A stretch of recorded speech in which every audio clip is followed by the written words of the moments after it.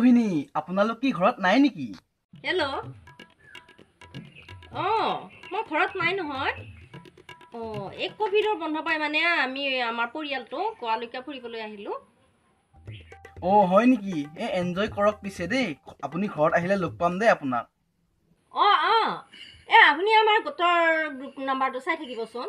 তাত মই ইয়াৰ গোৱাৰ ফটোবিলাক পঠায়ে আছোঁ জানানে। ইমান ধুনীয়া ধুনীয়া ঠাইবিলাক নহয়। ইয়াত থাকিলে নে ঘৰলৈ মনতে নপৰে জানা। কেইদিনমান থাকিয়ে যাম দিয়া ইয়াত। হ'ব দিয়ক দেই, ৰাখিছোঁ। সেই লোকৰ পৰিয়াল একেবাৰে গোৱা চোৱা ফুৰিব গৈছে। মোৰ সেই পুৱাৰ পাকঘৰ, গধূলি আকৌ গোহালি ঘৰ, তাৰপিছত আকৌ বাচন ধোৱা, কাপোৰ ধোৱা, এইবোৰ কৰোঁতেই মোৰ দিন গৈছে। আজি 2 বছৰ হ'ল মই মাৰ ঘৰৰ বাৰাণ্ডাখন দেখা নাই। কিহে শ্ৰীমতী, ফেনা মাখিয়ে ভেন ভেনোৱাৰ দৰে কিনো মুখৰ ভিতৰত ভেন ভেনাই আছা? কি ফেনামাখি কথা কয় কি ফেনামাখি কথা কয়? আজি 2 বছৰ ধৰি মই মাৰ ঘৰ দেখা নাই।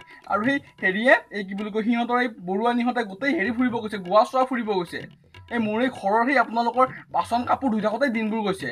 ফেনামাখি বুলি ক'ব আহিছে। ৰাতিপুৱাই জোকাই নল'ব দেই, কিন্তু একদম ছাৰি দিম গোটেই। ৰবা ৱেইট। কালি তোমাৰ দাদাৰ ল'ৰাজনে তোমালোকৰ ঘৰৰ বাৰাণ্ডাখন ষ্টেটাছ দিছিল। তাকে সময়খন তোমালোকৰ ঘৰখন চাই লোৱা ভালকৈ এবাৰ। বাৰে কৈ আছোঁ কিন্তু দেই আপোনাক, মই ৰাতিপুৱাই মোক কিন্তু জোকাই নল'ব দেই, ফাল্টু কৰি নাথাকিব। এনেই টেমা চেমা মোৰ ছুটি আছে, কিন্তু গোটেই বাঢ়নীৰে ছাৰি দিম, কিন্তু গোটেই সপৰিয়াল ছাৰি দিম মই। মোৰ লগত ফাল্টু কৰিব আহিছে ৰাতিপুৱাই। ভাল বস্তু এটা দেখালো কাৰণে কেনেকুৱা কৰে দেখোন এইজনীয়ে। মই বেলেগ মাইকীহে আনিব লাগিব চাগে আৰু। মা, এই ডাঙৰ কথা এটা হ'ল নহয়, বহুত ডাঙৰ কথা এটা হ'ল। কি হ'ল হে মাজনী, কি হ'ল? বাওঁফালৰ হেডফোনডালেদি নুশুনা হ'ল, নে তোমাৰ মোবাইলৰ ৰিচাৰ্জ শেষ হ'ল, নে তোমাৰ ঘৰৰ ৰুমটোৰ ভিতৰত নেটৱৰ্ক নোপোৱা হ'ল? কি হ'ল? সেইটো কি ডাঙৰ কথা নেকি দেউতা? আউলাৰ চৌকত কাঠে ছবি নিয়ে পঠা। আমাৰ মাজনীৰ কাৰণে হৈছে এইবোৰেই চবতকে ডাঙৰ কথা। তাইৰ কাৰণেতো এইবোৰেই ডাঙৰ কথা, আৰু তাই জানেনো কি দুনিয়াখনৰ কথা, হয়নে নহয়? আপুনি মনে মনে থাককচোন। মাজনী, কি হৈছে কোৱাচোন বাৰু কথাটো। আজি দেখোন ৰাতিপুৱাৰ পৰা মা আমাৰ ভৱেশক দেখা নাই। তাক ৰাতিপুৱা ময়ে বিস্কুট পানী খুৱাইছিলোঁ। এতিয়া তাক দেখোন ক'তো দেখাই নাই। ক'ত বা গ'লহি? মই বিচাৰিলোঁ চবতে, কিন্তু নাপালোঁ তাক। ভৱেশ ঘৰত নাই? তাৰ ৰুমে চুমে চোৱাচোন, তাতে থাকিব লাগেতো সি। নাই সি তাতো। তাৰ ৰুম, আমাৰ ৰুম, মই ঘৰৰ চবতে চাইছোঁ তাক, ক'তোৱে নাই সি। ক'ত বা গ'ল সি? ৰবাচোন, ৰবা। মোৰ ঘৰত তোমালোকে মই বাপকটো হৈ গম নোপোৱাতে তোমালোকে ল'ৰা আনি সোমোৱাই থৈছা, আৰু মই গম নাপাওঁ হে? মই এই দিনটো দেখিবলৈ মই ৰখি আছিলোঁ নেকি? তাতকে তোমালোকে মোক ফেনেল অলপ খুৱাই মাৰি নেপেলা কিয়? এই জীয়েক আৰু মাকে লগ লাগি মই গম নোপোৱাকে মোৰ ঘৰত ল'ৰা সোমোৱাই থৈছে ইহঁতে। কি ফাল্টু কথা কয়হে আপুনি? কোনে বাৰু ঘৰত আনি ল'ৰা সোমোৱালে আপুনি কওকচোন বাৰু। আপোনাক কি আপোনাৰ নিচিনা চৰিত্ৰ বুলি ভাবিছে নেকি আমাৰ চৰিত্ৰবোৰ? আমি বহুত ভাল, আপোনাৰ নিচিনা চৰিত্ৰ নহয় আমাৰ। হেৰা, মই কিন্তু কথা এটা কৈ দিছোঁ দেই, মোৰ লিভাৰত ধৰা, চিভাৰত ধৰা, নাকত ধৰা, য'ত ধৰা ত'তে ধৰা, কিন্তু মোৰ চৰিত্ৰত ধৰি কথা নকবা দেই কিন্তু। তোমালোক মাৰে জীয়েৰে মিলি যে এই ভৱেশ নামৰ যে ল'ৰাটোৰ কথা কৈ আছা সেইবোৰ কি চৰিত্ৰৰ দোষ নহয়? দেউতাই কি ল'ৰাৰ কথা কৈ আছেনো? মেইন কথাটো শুনি লওক।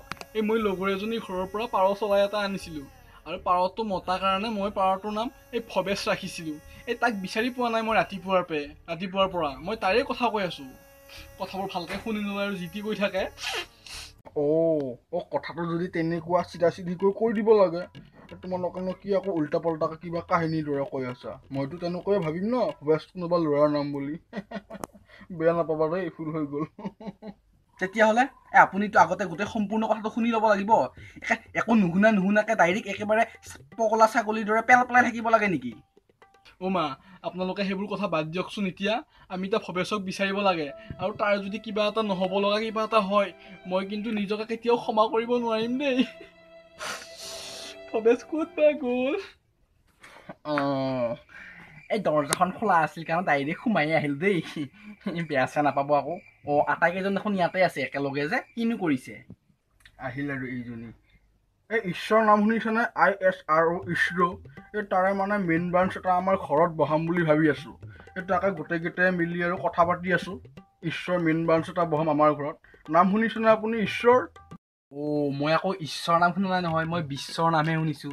এই যোৱাবাৰ যে জীয়েকজনী যে মেজিকৰ ড্ৰাইভাৰ এটাৰ লগত যে পলাই গৈছিল, তাই আকৌ ঘূৰি আহিল নহয়। মানে বিশ্বৰ জীয়েক আকৌ ঘৰলৈ ঘূৰি আহিল পলাই যোৱাজনী। মই বিশ্বৰ নামহে শুনিছোঁ, ঈশ্বৰৰ নাম শুনা নাই।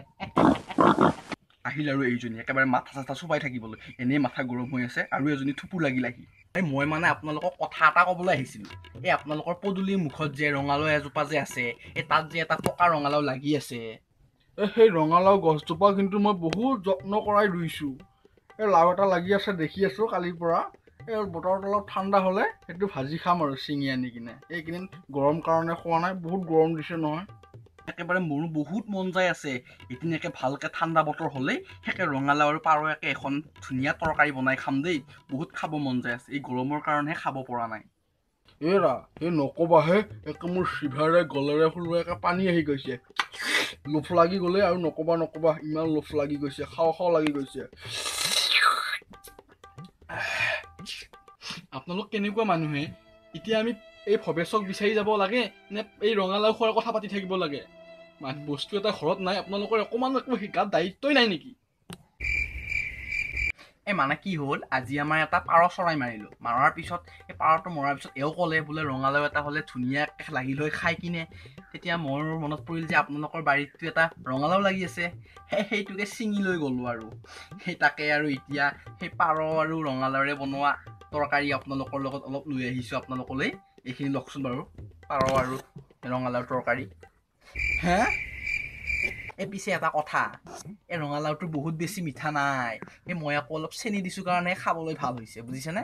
এই ৰঙালাওটো সিমান মিঠা এটা নাই আৰু যিমানখিনি থাকিব লাগে সেইটো আৰু কথাটো। আমাৰ ঘৰৰ ৰঙালাও আকৌ আমাকেই দিছে মাংস, তাৰপিছতো আকৌ কৈছে আপুনি বোলে ৰঙালাওটো মিঠা কম হ'ল। কেনেকুৱা মানুহে আপোনালোক? হেৰি চাওকচোন, আমাৰ ঘৰৰ ৰঙালাও আমাকেই দিয়ে, আকৌ আমাকেই কৈছে ৰঙালাওত মিঠা কম হৈছে বুলি। থাক তেৰিকা, আপোনালোক বৰ ফাল্টু মানুহে।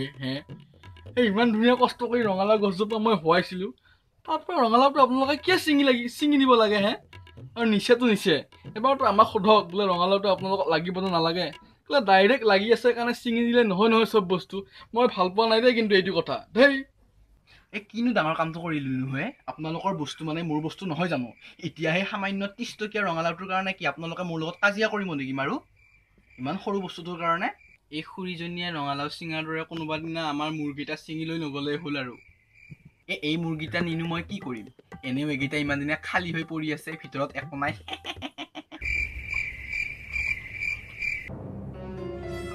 ৰ'বাচোন বৰুৱানী, আপোনালোকৰতো পাৰ নাই, তেতিয়াহ'লে আপুনি পাৰ ক'ত পালে? আৰু ৰঙালাও আৰু পাৰ ভাজি আপুনি ক'ৰ পৰা বনালে কওকচোন বাৰু? মইতো দেখাত আপোনালোকৰ এটাওতো পাৰ চৰাই নাই, হয়নে নহয় বাৰু? পাৰটোৰ কথা কাকো নক'ব দেই, কিন্তু সেইটো এটা আকৌ বেলেগে কাহিনী। এই ৰাতিপুৱা আমাৰ চোতালত এই কাৰ বা পাৰ জানো এটা আহি ধান খাই আছিল। তাকে দেখি শিলগুটি এটা মাৰি দিলে। এই শিলগুটিটো মাৰি দিওঁতে পাৰটো এনেকে থাকি থপকে মৰি থাকিল। সেইটোকে আৰু আপোনালোকৰ এই গছৰ পৰা ৰঙালাওটো নি টিপটিপে এসাঁজ খালোঁ দুপৰীয়া। এনেকে আছিল, এনেকে। 5 মিনিট এনেকে থাকি সি মৰিয়ে থাকিল। কি? খুৰী, এই পাৰটোৰ ভৰিত ক'লা ৰছীৰে বন্ধা আছিল নে? আৰু পাৰটোৰ এই এখন দেওনা, এই বাওঁফালৰ দেওনাখন বগা আছিল নে? বগা পাখিৰে? হয়, তুমি কেনেকে জানিলানো? এই এখন ভৰিত ক'লা সূতাৰে বন্ধা আছিল আৰু এখন দেওনা মানে বগা আছিল। পিছে পাৰটো সিমান খাব পৰা হোৱা নাই, তথাপি মৰিল যেতিয়া আৰু খায়েই থৈ দিলোঁ, কিনো কৰিম আৰু পেলাই দিয়াতকৈ। আপোনালোকৰ পৰিয়ালটো বৰ ৰাক্ষস গণৰ মানুহে। ৰাতিপুৱাৰ পৰা দেখোন বেলেগৰ বস্তুৱেই খাই আছে। ইমান ৰাক্ষস হ'ব নালাগে দেই মানুহবোৰ। চালা বেলেগৰ বস্তুৱেই খাই জীয়াই আছে আপোনালোকে। দেউতা, মই যে পাৰটোৰ কথা কৈছিলোঁ, এই শইকীয়ানী খুৰীহঁতে সেইটোকেই মাৰি খালে। অ' মাই গড, কি হৈ গ'ল দেখিছে দেউতা? এতিয়া খুৰীহঁতে কেনেকে আমাৰ পাৰটো মাৰি খালে। চি বৰুৱানী, চালা আমাৰেই গছৰ ৰঙালাও, আকৌ আমাৰেই পাৰ, তাকে আকৌ বনাই আপোনালোকে আমাকে ৰঙালাও আৰু পাৰৰ ভাজি দিছে আনি। আচলতে আপোনালোকৰ পৰিয়ালটো বৰ নিৰ্লজ্জ প্ৰাণীহে। আপোনালোকৰ পৰিয়ালকেইটা বৰ নিৰ্লজ্জ, একদম লাজ নাই। চালা আমাৰ ঘৰৰ বস্তুৰে আঞ্জা বনাই আকৌ আমাকেই খুৱাইছে আনি। কি যে হ'ব? আপুনি ৰাক্ষস বংশৰ মহিলা, সেইকাৰণে এনেকে বেলেগৰ বস্তু বিচাৰি ফুৰে আৰু খাই ফুৰে। চালা ৰাক্ষসী মহিলা। ক'ত আহি ফাঁচি গ'লো দেখোন মই। হেল্ল'। অঁ গৈছোঁ ৰ'ব দেই মই এওঁলোকৰ ঘৰত আহিছিলোঁ তৰকাৰী দিবলৈ গৈছোঁ দেই গৈছোঁ মই এওঁ ফোন কৰিছে এই ভাত দি থৈ আহিছিলোঁ অলপ বোলে পাৰৰ জোল লাগে তাকে অলপমান চৰুটো থৈ দিছিলোঁ সেইখিনিকে দিওঁগৈ আৰু পিছত আহিম দেই আৰু বাতিটো মোক আপোনালোকে দিব যাব নালাগে বাতিটো মই নিব আহিম দেই যাওঁ দেই এতিয়া পলাব আহিছে আমাৰ ঘৰৰ পৰা মা দেউতা মই কিন্তু আজিৰ পৰা কৈ থৈ দিছোঁ দেই এই খকুৱা খুৰীজনীক যদি কেতিয়াবা আমাৰ ঘৰত দেখোঁ কথা কিন্তু বেয়া কৰি দিম মই আজিৰ পৰা এইজনীক আমাৰ ঘৰত সোমাব নিদিব কিন্তু মোৰ মৰমৰ ভৱেশক মাৰি খালে ভণ্টি এই পাৰটোক মই চবতে বিচাৰিলোঁ কিন্তু ক'তোৱে নাপালোঁ আমাৰ ইয়াতে গাঁৱৰ ভিতৰে বিচাৰিলোঁ আৰু শেষত মই একো উপায় নাপায় এই হেৰি কৰিলোঁ কি বুলি কয় এই সাংবাদিক এজনক তাৰ ফটো এখন দি থৈ আহিছোঁ এইটো নিউজত দেখাব দিছোঁ এই নিৰুদ্দেশ হোৱা বুলি তাৰপিছত আৰু এই থানাত এখন FIR দি থৈ আহিছোঁ অলপ দেৰিকৈ এই পুলিচ আহিব আৰু ঘৰত অলপমান তাৰ বিষয়ে সুধিবলৈ বেলেগ একো চিন্তা কৰিব নালাগে দাদা বিৰাট ভোক লাগিছে দেই তাক বিচাৰি মা এই বোলা ভাত দিয়া এই আৰু হাতত সেয়া কি লৈ আছা ল মোৰ ফেভাৰেট দেখোন পাৰৰ মাংস আৰু ৰঙালাও দেখিবলৈ ধুনীয়া হৈছে দেই এই থানাত এজেহাৰ দি এই সাংবাদিকক পাৰটোৰ আমাৰ ভৱেশৰ ফটো দিয়াৰো লাভ নাই এই তই যে হাতত লৈ আছ সেই বাতিটো এই তাতে ভৱেশৰে মাংস আছে কি কি কি কি কি এই তাক আমাৰ শইকীয়ানী খুৰীহঁতে মাৰি খালে আমাৰ ওচৰৰ খুৰীহঁতে মাৰিছে আমাৰ ভৱেশক সেই সিহঁতে আমাৰ পাৰটো মাৰি খালে আৰু আমাৰ ঘৰৰ গছৰ ৰঙালাও নিয়ে সিহঁতে আমাৰ পাৰটো বনাই খালে চালা ইহঁতক আজি মই দি আছো এই শইকীয়াৰ পৰিয়ালটো মই আজি চেছ কৰি দিম ইহঁতে মোৰ ভৱেশক মাৰি খালে নাখাওঁ আজি মই মাংস ইহঁতক হেৰি এই কি চাই আছেনো তাক মাতকচোন এই নহ'লে সিহঁতৰ পৰিয়ালটো মাৰি থৈ আহিব বাবা শুনচোন তই দাদা ৰচোন কাজিয়া নকৰিবি মই গৈছোঁ ৰচোন কি বনাইছে বাৰু